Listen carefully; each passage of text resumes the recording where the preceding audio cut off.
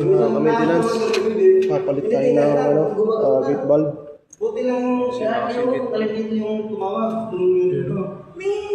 Naputol. Papalitan natin ng bago.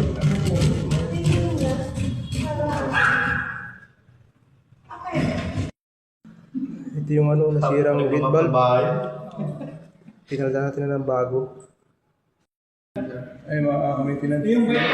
Pinalitan natin. Pinalitan natin ng bagong gate valve. Ayan, nakabit na natin.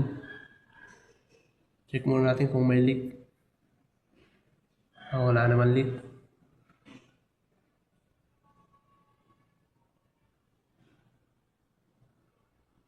Ikot pa siya. Nagkakarga din sa mga tubo. Pupunta yung unit. Andiyan may tao ata dyan. Ito yung pinalitan natin. Dahil nabali.